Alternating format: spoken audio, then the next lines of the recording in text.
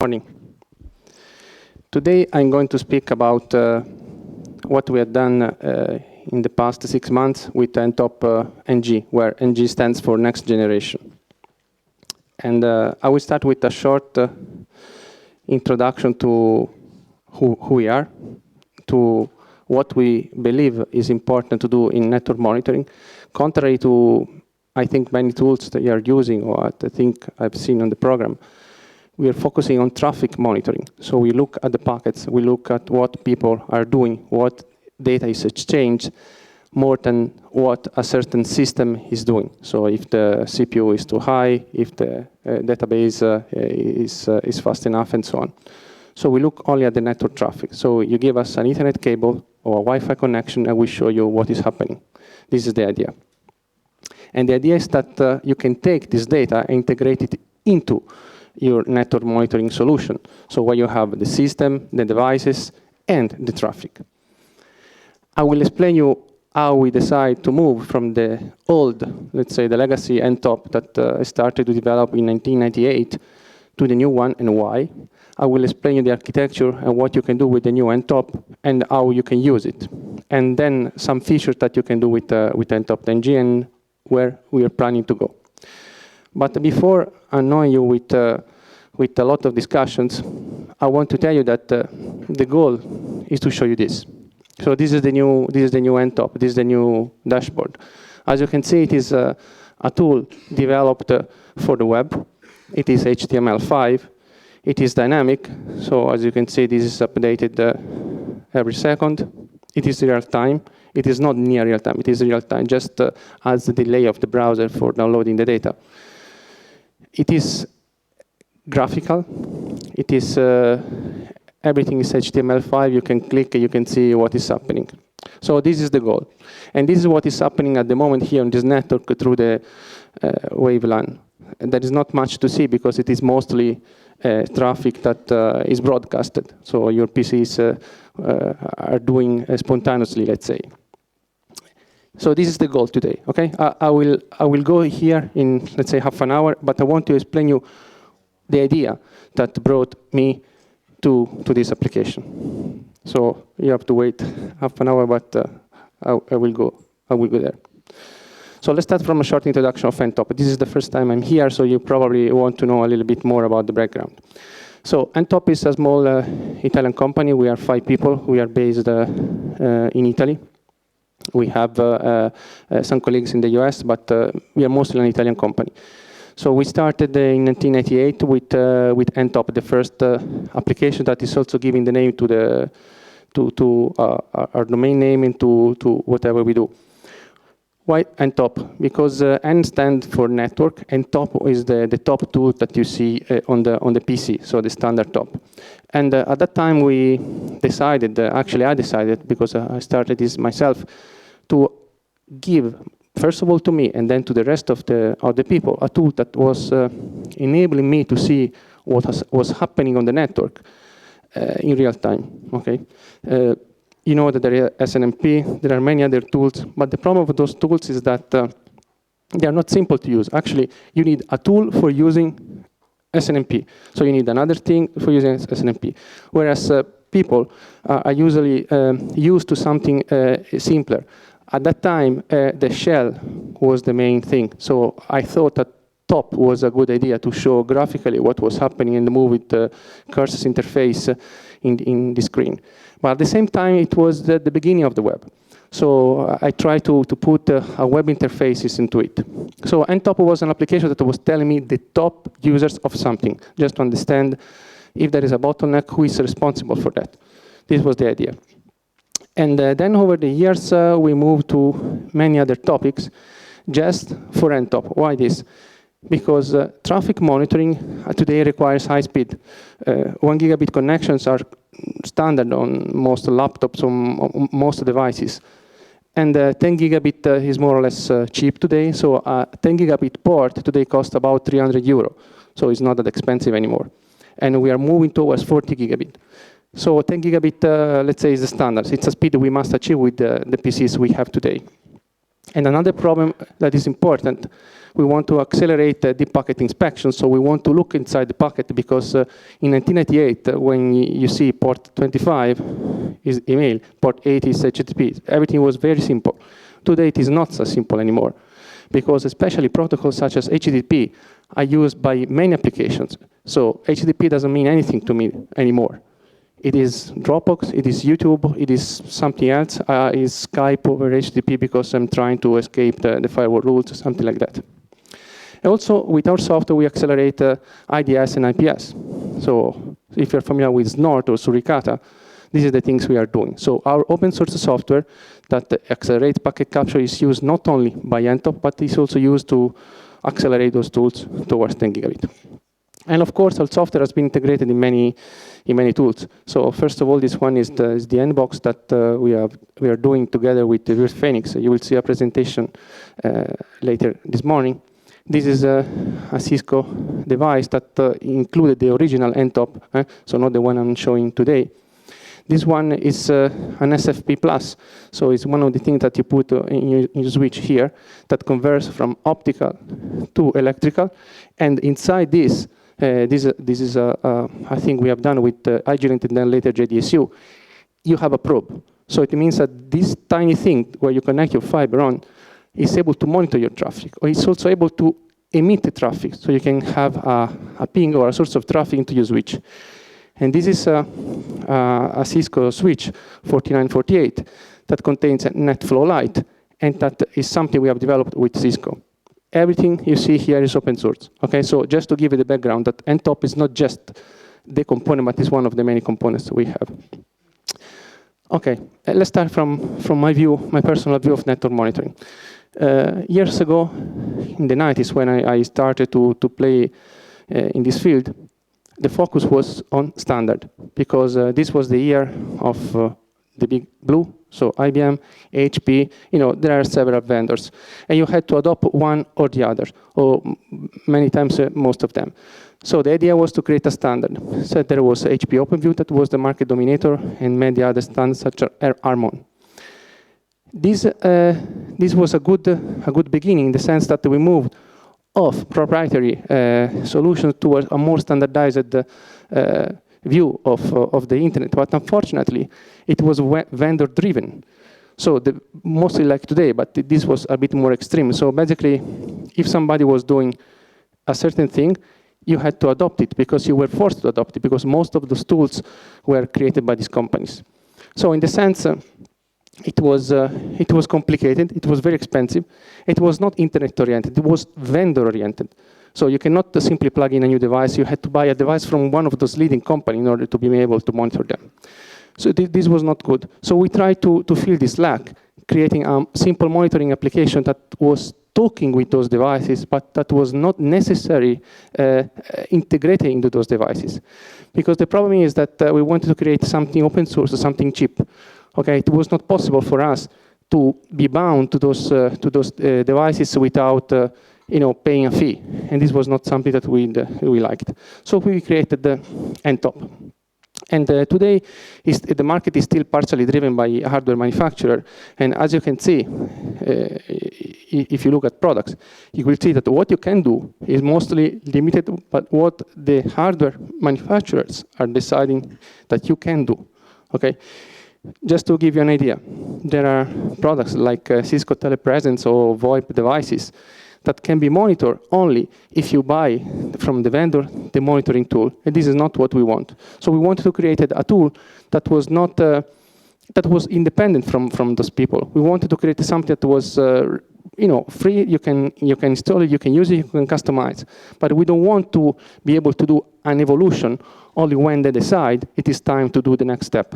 So we wanted to decide that, and I will show you later on what is the idea. So the goal of Ntop is to provide cheap and tools that are not evolving, okay, based on the evolution of the supplier. A good example, I think, is SNMP. SNMP is still the same thing since the 1990s. You will see monitoring a network interface. You will ping this interface through SNMP every 5 minutes or 1 minute or whatever you want. You can even read data every second, but you will see that most of the time, especially if you go up in the market with the high-end devices, that every 5 seconds you will see a new value, because most of the time, even if you pull the counter every half a second, the counter will be always the same, just because the hardware works in a certain way. So we wanted to change that. With SNMP, you can still see, a port, how much traffic is doing, but nothing more than that. You cannot inspect traffic. You cannot wait for these guys to provide you something new. It's, I think, 4 years. They are talking about the packet inspection, just to understand the protocol. But what these guys at the IETF are doing, they're talking about dividing IPv4 from IPv6, ping from ICMP generic, something like that. That people don't need that. People today have Dropbox, for instance. Maybe tomorrow they will have something else, but tomorrow means really tomorrow, okay, or the next month. And we must be able to create something on the fly. We cannot wait with these people. Here in Germany, I'm sure you have a cable television or you have something from Deutsche Telekom that we don't have in Italy. And you must be free to extend it for supporting this type of protocols. It's not that you have to wait the IETF or Cisco or Juniper to wait until they update their systems. Because maybe they don't care about this country. Maybe they just care about the US. They care about Netflix that you don't have. So this is the base idea around this thing. And for traffic monitoring also, it is important for us to create something that is running on every PC.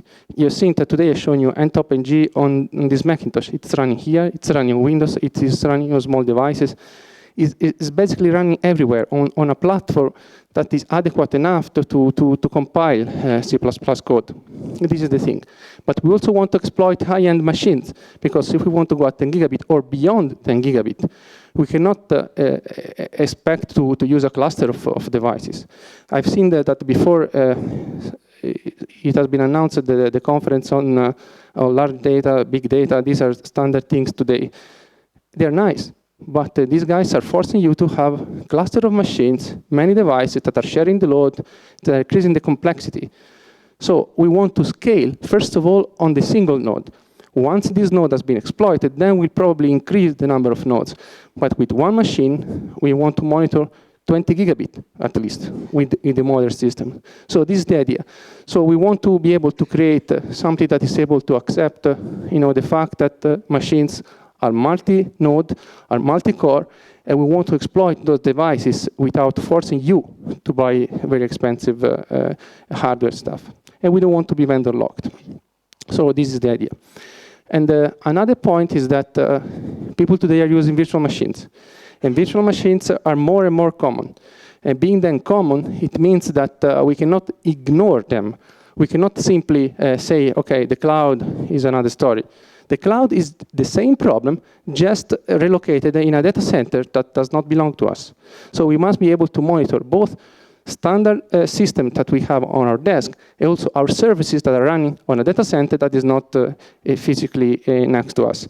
So it is important to do that. And the cloud service cannot be monitored with a simple ping, because you cannot monitor Dropbox, because Dropbox is a service you are using, but is not a service that you provide.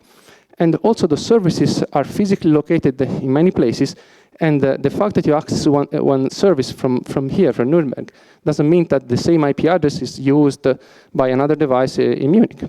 So this is the thing. So we must look at the traffic, and we must understand what is happening. And we also want to give visibility of packet encapsulation, especially on mobile networks or on VPNs, because there are many companies that are physically probably located here in Germany, but there are branches everywhere. So the VPN is becoming a standard way of connecting remote sites to you. And we have to look at those packets too. So we cannot simply say we care about Ethernet only, so I don't care about remote connections. So we have to look at them simply like the traffic on virtual machines. And of course, so we have, at least my view, we don't have to ignore Windows, because Windows is an important thing. Maybe Windows does not cope with open source monitoring, but it doesn't matter. It's a very popular platform that I think we need to support. So, some history. Ntop, the original Ntop was this. It started in 1998. It was a C-based application. The GUI was like this, more or less. So you see standard table, so HTML, simple HTML, no Ajax, no HTML5, nothing. It was a web interface able to report information. Whenever you want to see something new, you refresh the screen. Okay, this was the standard at that time. It is available on the Windows and Unix, and it was GPL. The architecture was designed to be simple enough to run also on phones, so not so smartphone. This was a web interface, as you can see. And the idea was to be able to have a layer system where you have at the bottom the packet sniffer that captured packets. This today is no longer a big problem, but on those days it was a big problem because there were several different interfaces and Ethernet was just one of those. Whereas today Ethernet and Ethernet-like devices like Wi-Fi are basically the only devices. So there was a component for parsing traffic, another one was applying certain rules to the traffic just to see if the traffic was good or bad. And there are some plugins that allow you to speak with SNMP, with NetFlow, so to integrate some flow from Inmon SFlow or Cisco NetFlow, store data into round-robin database, and of course to access this through HTTP. So this was the original idea. This started in 1988, as you can see. We are maintaining this for almost 10 years, for more than 10 years, and then at some point we decided that it was time for something new. Why? First of all, because the design was LAN-oriented. So at that time, the internet was providing very little data. So most of the traffic was inside the LAN. So most of the traffic was from PC to PC. Whereas today, you will see some traffic being exchanged by machines, but the interest is to see what is happening from the outside world to us, where internet does not mean the internet. It maybe means from your side to another side. So I don't really care, although it is important and it is supported still, what your PC next to me is doing, if it's sending a packet or not. But the idea is to understand the main traffic sources. The GUI is new, so HTML5. It is not written in C like it used to be, but it's scriptable, so you can modify it with a script. And the code was not simply good because after 15 years, you can imagine that it was really spaghetti code because you change this today, this tomorrow, and then at the end it's a total mess. So we decided that it was time to start over. So the new Ntop has a clean separation between the monitoring system and the visualization system. I think, unfortunately, this is still a problem today for many tools because sometimes most of them are really integrated. I want to give you an example.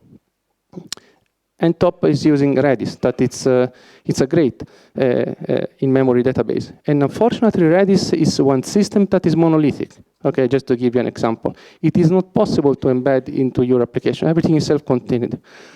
Whereas here, we have decided to divide this into pieces. So on one hand, you will have the Ntop engine that collects networking data and keeps this data in memory and analyze it.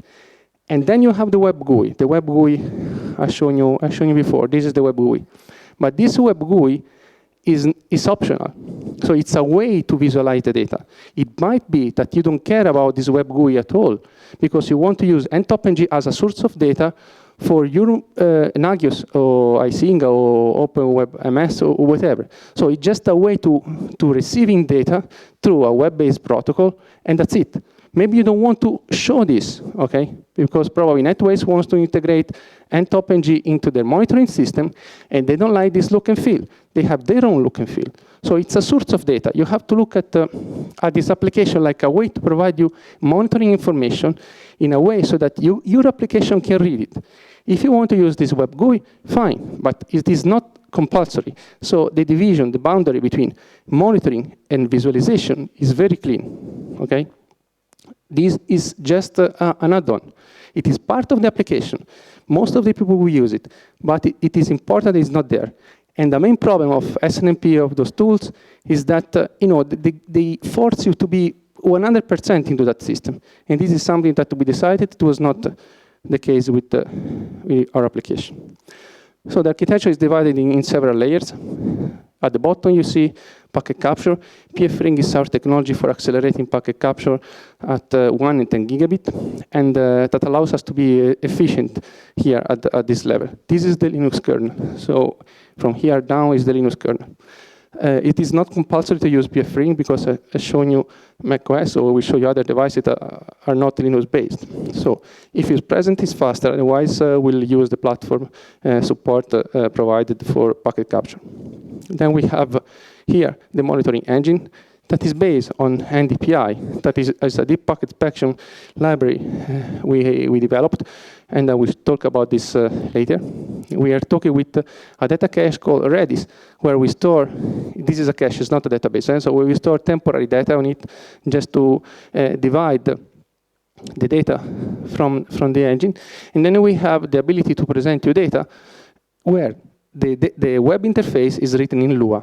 Lua, I don't know if you're familiar with it, it's a very efficient language. It's very small, it's easy to embed.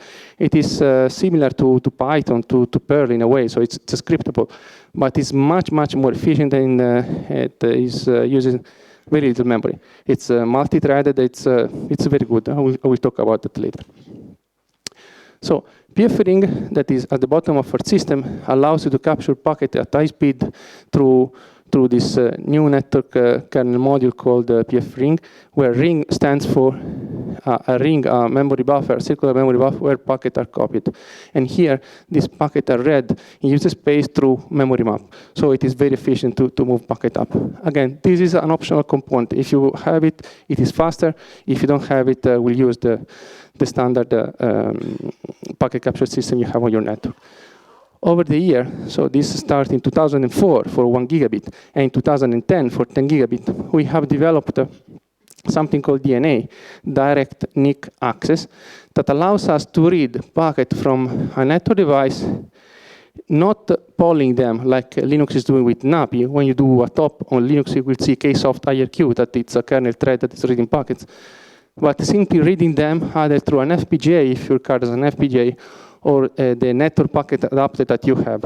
So it means, in a nutshell, that with your Core 2 Duo of 2007, you can send and receive data at 10 gigabit. Okay, so you can imagine what you can do with the modern machines. So this is important because you have your own traffic generator. It's important because you have very fast and efficient packet capture without buying any expensive hardware. This is a standard PC that you buy at MediaMarkt, and that's it. It's working. It means that your application can spend the CPU cycles to analyze data, not to capture packet from the wire. So this is the feature that is available only on Linux, because PF-ring is a Linux kernel module, but that gives you the ability to go fast without spending any money, because the standard Linux is enough and a standard PC is enough. So let's talk about the monitoring engine. The monitoring engine of Ntopng is coded in C++. The idea was to create something that was divided in classes. Every class is doing something specific. So if you are a programmer, you can put your hands on it very easily, because you can look at one file. So I don't know, host.c++. So this is for host, flow.c++, this is the flow. Something very, very simple. If you want, you can modify that. Each flow is a set of packets with the same 6 tuple. What is the 6 tuple? IP source, IP destination, port source, port destination, protocol, and VLAN, if you have it. So whenever we receive a packet, this packet is classified in a flow, and flow is the main unit. Each flow will have an host source and an host destination, and of course, a network interface. Packets are inspected with a library that is doing DPI. DPI means deep packet inspection, so it means that you go inside the packet payload, so not just on the packet header, and you look at the packet content. In a way, this is not nice, because you are looking at the traffic that probably goes beyond what you should do. But on the other hand, here we are not extracting user or passwords. We are just looking at the packet because we want to learn about the traffic that is flowing. I want to know if this is Dropbox, or I want to know if this is YouTube, or I want to know if this is HTTP, because you are looking at an online magazine. We don't want to spy people. This is very important. Anyway, this is open source, so you have the source code, so you can inspect it. And we want to use this for understanding more about your traffic. We want to extract information. So just to give you an idea here. So these are for instance, DNS names that you see. So my PC is sending some traffic, and you see that these are the domain names I'm trying to access, I'm trying to resolve, because this is DNS. Or if you are here, you will see the protocol. So this is the real protocol. So it means that here you are trying to not say this port, what is this? I know exactly what is that, regardless of the port, regardless of the application that is generating a certain traffic. Okay, so this is important. So the packet inspection is not for spying people, but for giving you a breakdown of the traffic, so to understand what is happening on your network. So the goal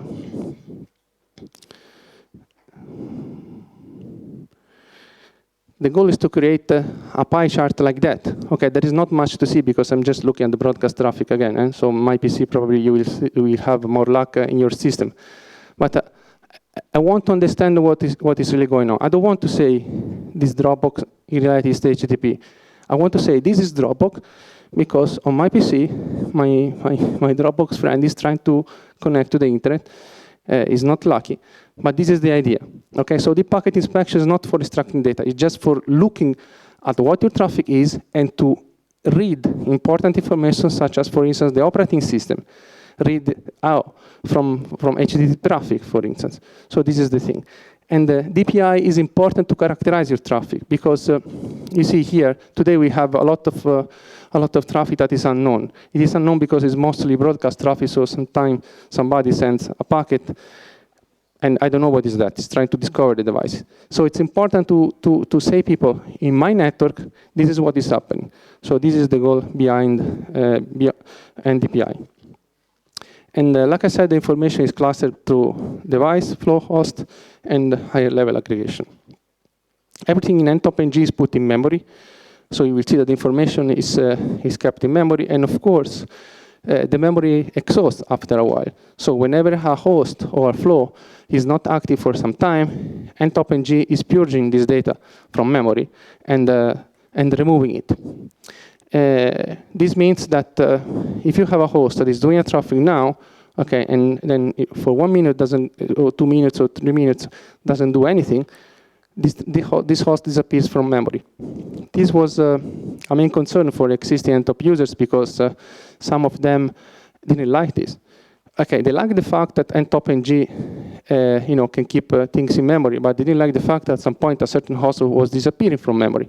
So in the new Ntopng, we have fixed this memory, and this is the reason why we're using the Redis cache. So the Redis cache is a place where we conserve the information about hosts that are no longer active. So this is one of the goals, it's not the only one, so that you can retrieve the host information that are no longer active, and you can see them resume from where you have been. So this is the idea. So in memory, you keep just the most recent information, then at some point you drop data. Everything is available in JSON format. So everything here is web-oriented. So if you have an external application, like I've said, you can read traffic information from Ntop in JSON. So you issue an HTTP request, so with the user and password, and you read this data in JSON, and you can visualize it everywhere. Again, or you can read data from Ntop and use it for your own monitoring Nagios-based things. Okay, this is very important. Packet processing is very short. So we capture the packet, pfring on Linux or libpcap. We decode the packet. If it's IPv4 or IPv6, we try to divide it into inflows. We increment the statistics. We, of course, update the source and destination host. And we use deep packet inspection for analyzing the packet that is flowing. So for UDP, we don't need more than 2 packets, so request or response, to analyze the protocol. For TCP, we wait up to 15 packets, so usually 7 in each direction, because you have the trend shaking, maybe at the beginning you don't do much. And then if within 15 packets we have realized that this is the protocol X, you say, This is Dropbox, this is YouTube, this is Skype. If we are not able to identify the traffic, we say this is unknown. We have no idea. Of course, so we use Redis as a cache, because if you see the flow at the beginning, you will have very useful information for identifying the traffic. But if you are at the middle of the connection, this is not possible. That is another use of Redis. And then we move to the next packet. So the idea is something very simple. So the packet inspection is something that is necessary today. I want to stress this.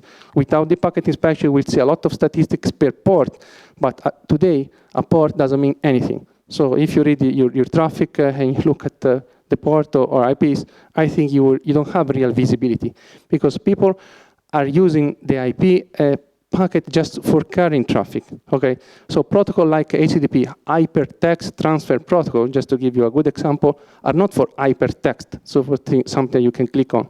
It's just a protocol. It's a simple protocol that everybody's using. So DPI is really necessary, I think. And we wanted to do this DPI since a very long time, and then we started to look around.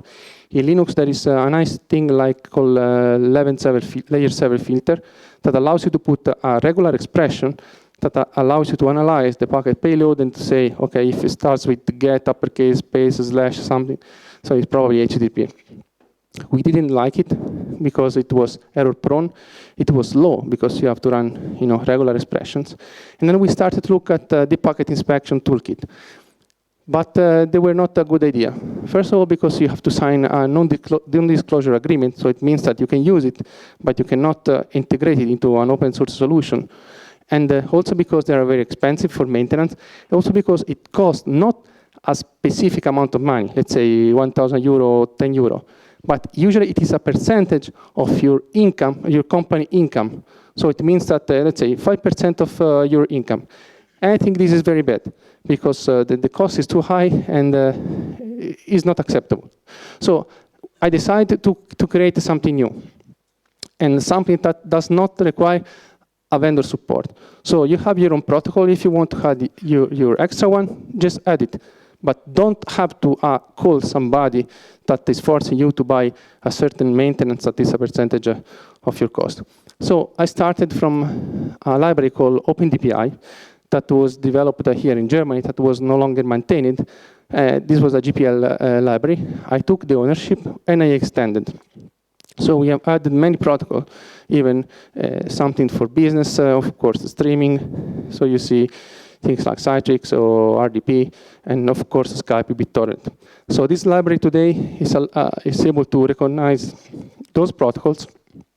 And actually we have created a kernel module, Linux kernel module, that allows you to block certain protocols. You can say this PC, no Facebook, this other PC, no Viber, something like that. So the idea was to use this information to learn more about your network traffic. This was the important thing. And like I showed you before, so we have reports like this, so where I can show you what is really happening on your network in real time. Is this expensive? Yes, it costs a little bit because we have to look at the packet payload. But if you look at solutions such as DNA, PF-ring DNA, capturing a whole packet instead of just a packet header is not expensive.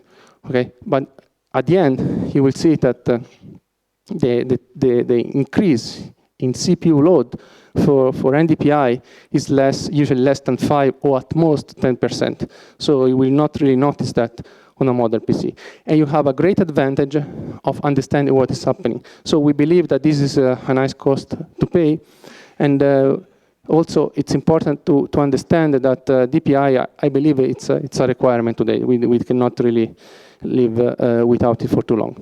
Redis, like I've said before, it's a cache where Ntopng is storing temporary information such as the configuration of the user. This is more persistent data. So we have the DNS name resolution. So whenever we see a host, we see the numerical IP, we try to convert it to a symbolic IP, or we learn this information from the network. Before here, I've shown you that we have these aggregations. So this name of data are being learned from the DNS. So we have looked at the DNS response, and DPI has decoded the DNS response, has mapped this information to a host. So this is the type of data that we are storing here. So the DNS name resolution is not really compulsory. So it's something that most of the time we learn from the network. Or we have volatile data, such as some monitoring data, such as the JSON host representation, when we have to save a host. It's important that Redis can be configured to be a long-term database, so where we store data for a long time, or a short-term database. So whenever you save one data, you tell Redis how long the data is to be kept stored, okay? So it's not like MySQL, when you save the data is there forever. Here you have to say how long it lasts. And depending on the type of data, so for instance, this one has to be persistent, so you say forever. And this time you say, okay, DNS resolution 1 hour. So if after 1 hour nobody has used, just remove it from memory. Another integration that we have done with Redis is something we have called the microcloud. So if you have several applications, here you see Ntop, and another tool we have developed called mprobe, that are putting data into this cloud of a Redis system that are a cluster. So Redis allows you to create a cluster. You can read information here whenever you want. But the nice thing is that you can do a subscribe. You can say, please alert me when host X is doing this activity, okay? So this is important because you are moving the problem of monitoring traffic to a totally different problem here. So you will see that these guys are putting data into the cloud, and you will see that a monitoring application can be alerted when something is happening. So without knowing anything about IP, IPv4, DPI, nothing, zero.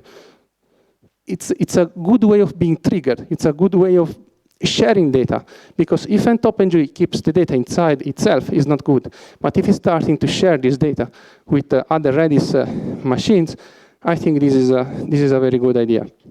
So this is a sort of semi-persistent cache where you will see that everybody can contribute to it. Okay, and from the cache you can read data whenever it's necessary, or can be alerted on time simply doing a subscribe. This is a very important information. So a typical uses is that okay, we store the DNS cache. So if you have multiple locations, we don't have to put it into one place, but everybody can go there. We store information about tunnels. This is GTP. It's a protocol used in mobile network. So it's important because sometimes, okay, today I'm here in Nuremberg, but I'm here. If I go to the city center, I will probably attach to another cell. So I will be roaming in this town. So if I want to have an aggregate view of what my telephone is doing, I'm forced to monitor several different points. And with the microcloud, I can have a general view of this information. I can associate an IP to a username. So next to my flow, I can put Luca instead of my IP. That my IP is a temporary number I have here today. But maybe in 10 minutes, the DHCP will give me another name. So the name is important. Also, we can be triggered on publish and subscribe whenever something is happening. I told you that Ntopng has a scriptable web interface. The web interface is written in Lua. It can integrate it, for instance, in other tools like Nagios or OpenNMS based. So the web is nice, fine, but it's not important.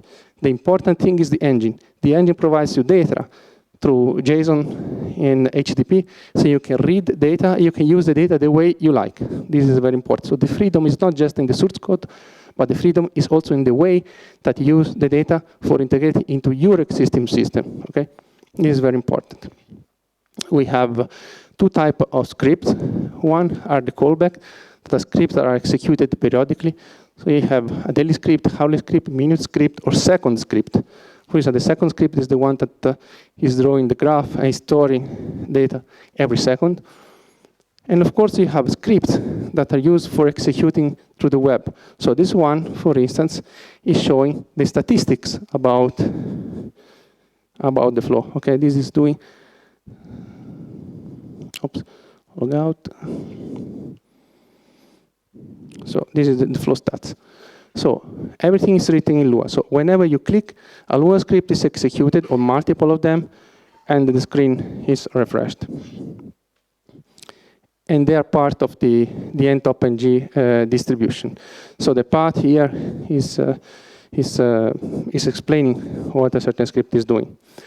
Ntop defines two classes. So one is the interface that gives you information about a specific interface.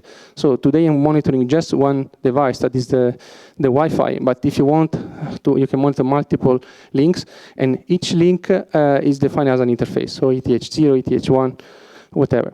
And this gives you information about the flows and the host on the interface. So you can monitor two interfaces simultaneously and have an aggregated view if you want. And then we have the ntop class that gives you general information about the ntop configuration, how it is configured, what ntop is doing. The classes are accessed by Lua, usually in read-only mode. So usually the web GUI is not able to modify the content of ntop, just because you want to read data and display.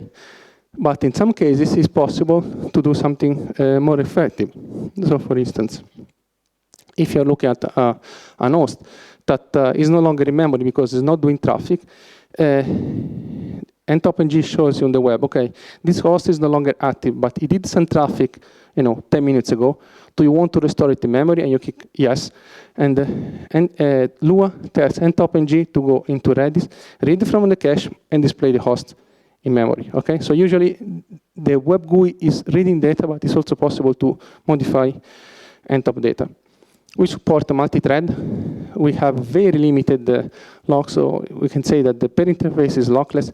We have very limited locks, so whenever the web GUI is integrating so it's reading data, from the engine, but those locks are not per packet, are just whenever the web GUI wants to do a specific action, so it's pretty fast, as you can see from the screen. Just to give you an idea, we have users that are pushing Ntopng to monitor 5-6 gigabit of traffic with a 4 cores machine. So it is pretty efficient. It is multi-threaded, so whenever you click, you don't have to wait like in the old Ntop a certain URL to complete, but you can have many of them executing at the same time. You can see this on the web interface. So whenever you click here, this one calls an Ajax method that returns the host list and so on. So let's now look at Ntopng and now how it looks.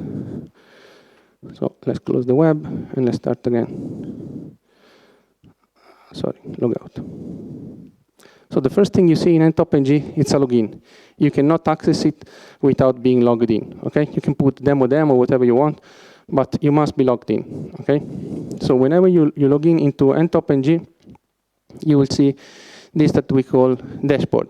Here we see the top flow talkers. So it means the top host activities. I want to read this information with you. As you can see, ntop is looking at the main activities. Okay, so if a host has moved 1 terabyte of data and now is idle, you will not see it here. You will see here the main flow of information that are exchanging data. It is dynamic. Let's look at the way it is represented. So the main host, are represented with a color. Okay, so this is IP and this is the color. The connection here, it means that there is some communication between a certain host and another host. Okay, so let's look at this communication. Okay, so this IP address is talking with this other IP address. And you want to say, okay, but where is the prevalent communication? Is from host A to host B or from host B to host A? So just look at the color here. You will see this is the same color as this is not green. So it means that the main traffic is originated by the host whose color is. So in this case, let's wait a second. So it can refresh. So this is blue. So this is closest to this. So this one means I sent a lot of traffic to the other host. Or in this case, this broadcast host, has received traffic. Has received traffic from the other host. So here the 62 are received traffic from, has sent traffic to the 255. Okay? The smaller is the line, the less traffic. The higher is the line, is more traffic. So this is the top flow talkers. This is called something we call the dashboard. As you can see at the bottom of the dashboard, we have something that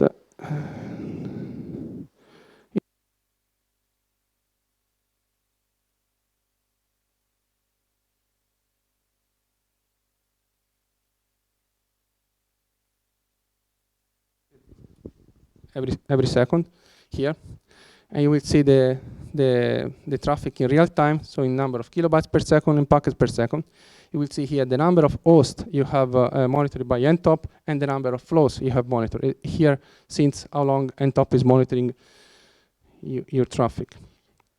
And then there are some menus you can see at the top.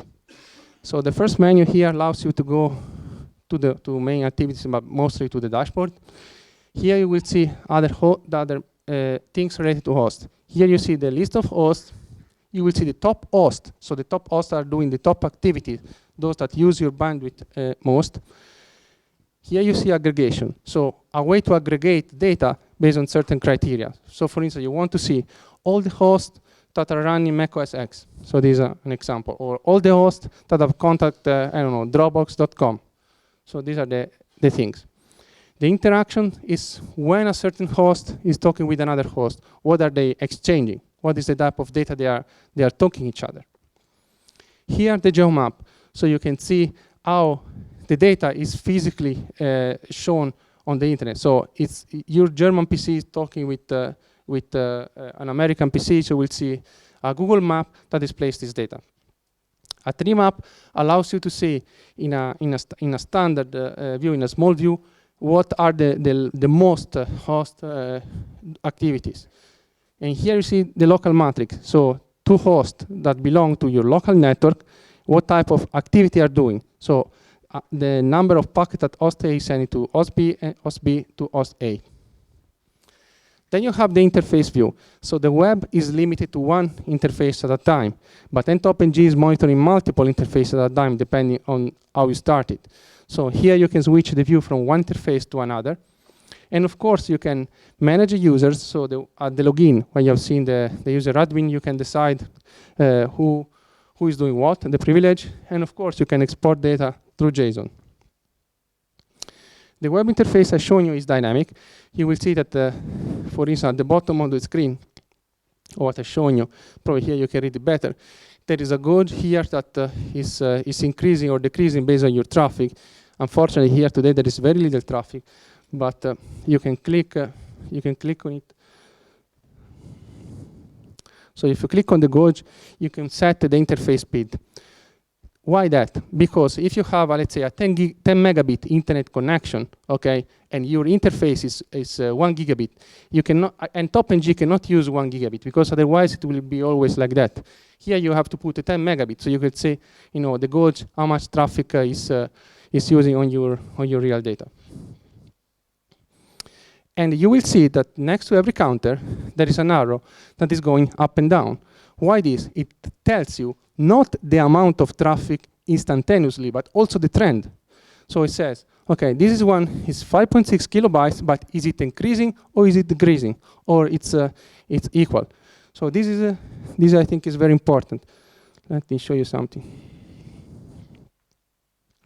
So this is, again, I'm sorry, but there is very little traffic here. So you will say that nothing is happening here. So they are static. But if you see traffic for this specific flow, you see now it's increasing because a packet has been sent out. So you can also understand the trend, whether it's stable, it's increasing, or it's really decreasing. And this is next to every counter in Ntop. You see, this is increasing, now you see something. Everything is dynamic here, this is increasing, so through JSON. And whatever you see, you can click. So for instance, you can click here on this IP address. Also, the name of application. I told you that NDPI understands 170 protocols, that some of them you can configure.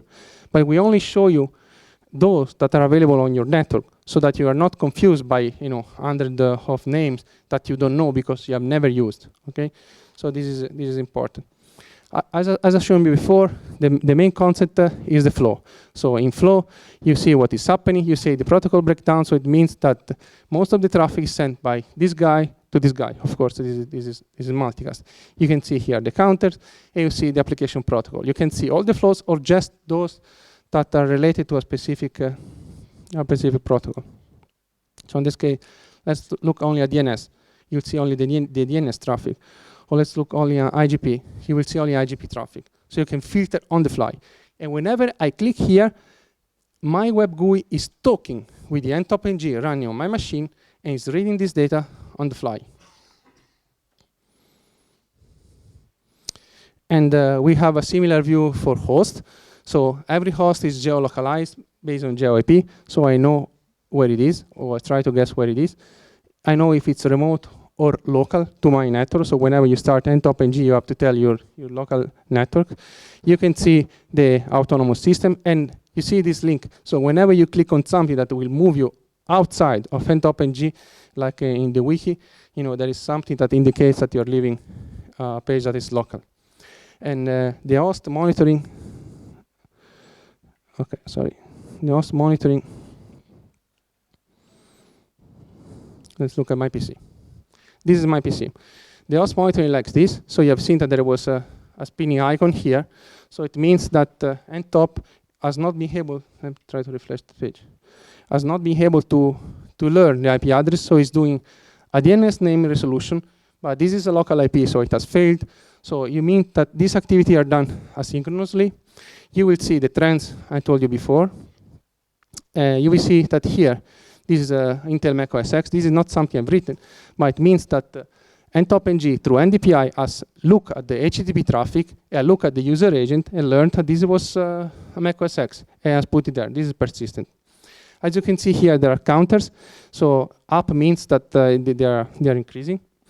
And of course, you can download, because everything is like that in Ntopng, the representation in JSON of this host, so you can read it from remote as JSON. And this is an interesting map I want to show you. Ntopng has a resolution of 1 second. Everything in Ntopng is 1 second resolution. So here, this is the activity map. You see that this host has performed here little activity, more activity, and so on. And clicking on it, you say that this has performed activity for 7 seconds here. Or if you click on a dark green, you see for 51 seconds. So I know every second if a certain host has done a certain activity or not. And this information is stored persistently on disk, is compressed. So as you can see, this bitmap is only 24 bytes. Okay. The idea behind Ntopng is like the idea behind Gmail. When I've seen Gmail the first time, I was not interested in the fact that it was free.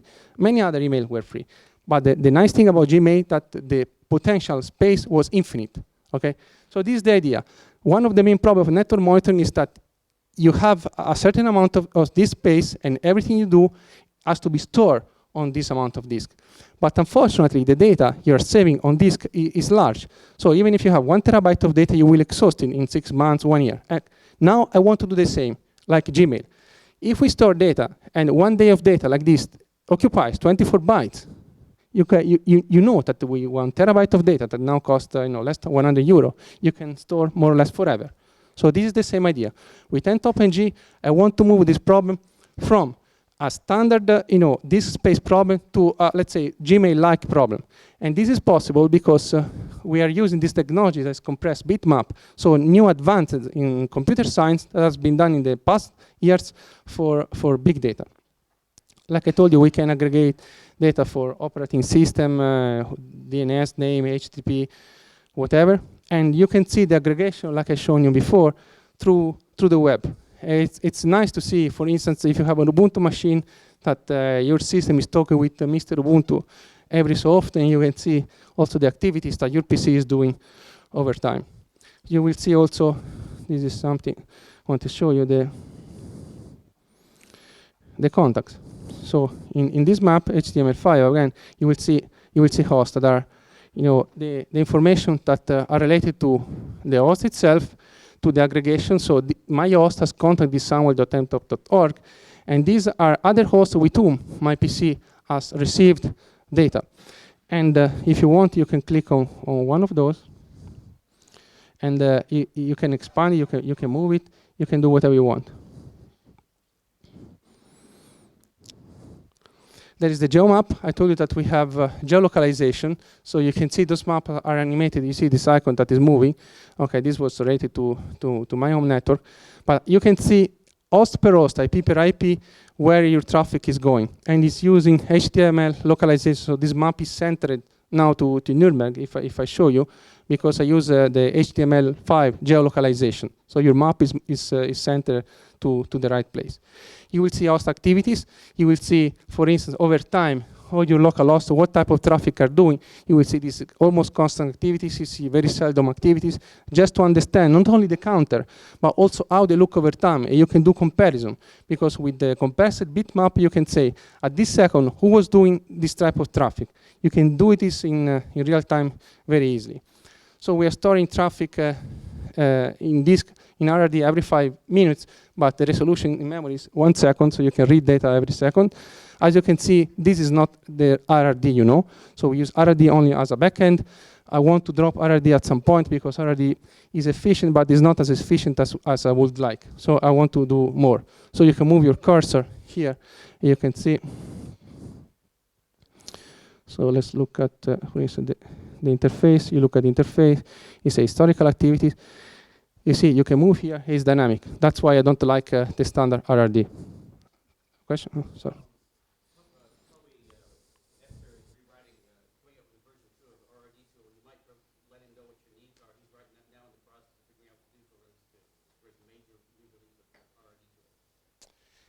Yes, this is true, but you see, RRD, like the original Ntop was designed many years ago, so they try to push features in, but from a point of view, at least this is my impression, that we have to start over. So, yeah, but I will look at the RRD code. So, yeah, so that's the problem. It's not multi-threaded. You have to put. Yeah, I just have 1 more minute. I told you that you can export the data whenever you want, so you can read it, and you can see Ntop as a live data, source data. You have a clickable map, like a tree map. You see in this map, you see this area is larger, so it means this has done most of the traffic. These are little traffic. So if you want to look at the bird eye, who is doing what, you just look at this map and say, oh, this is the main source of problem. You can, of course, read data from to NetFlow or SFlow. This is not a problem. And the last thing we are doing, that this is the next step, so toward the future. Years ago, we started with the integration on a small PowerPC-based device, and it was as small as this. So we are now going back to the original idea. So we have just put Ntopng into this small.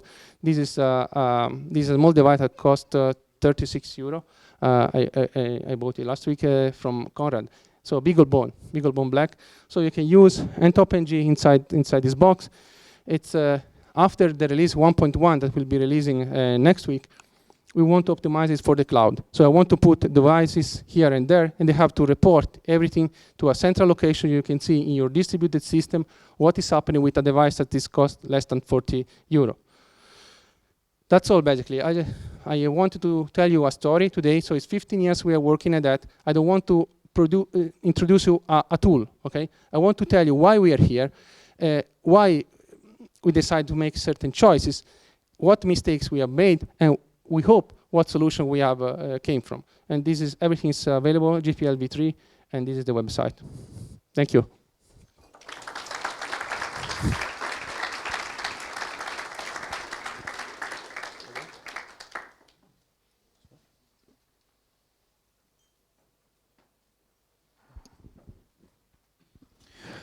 Well, I'm very impressed. I didn't even realize all the new things you did on last time.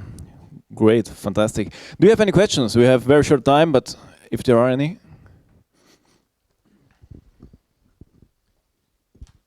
You talked a lot about monitoring of one host, and this Ntopng it's focused on the local host you are running your Ntopng on?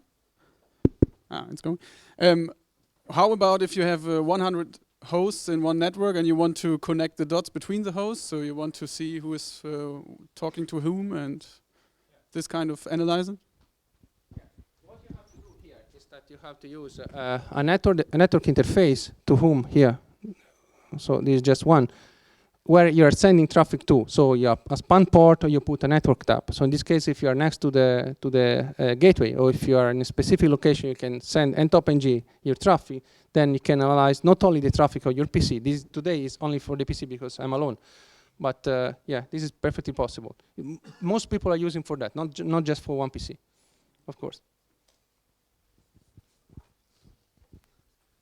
Yes, I have two questions. We discussed this already on the mailing list because when I started with the beta versions, there were several protocols missing. So there were all of my network traffic, internal, SAP, and Lotus Notes, everything was missing. So I tried this with the old configuration, like defining ports and so on. So sometimes it would be better to override the automatically configuration of your NDPI with a port maybe. If I know my traffic, then I can say port 3200 is SAP for sure. That would be nice.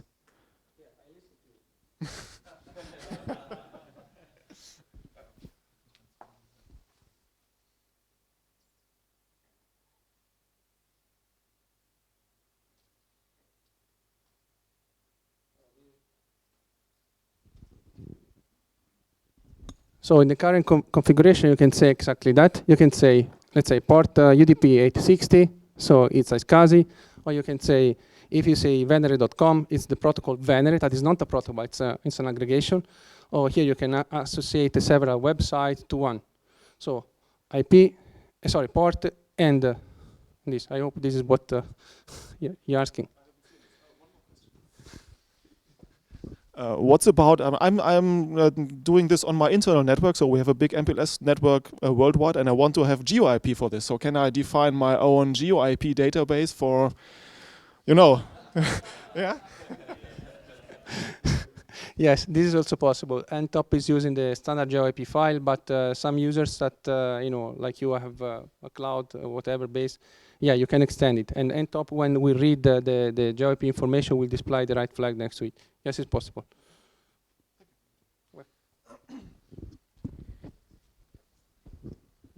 Maybe I missed it, but will Ntopng be available for Windows? Yes, it's already available.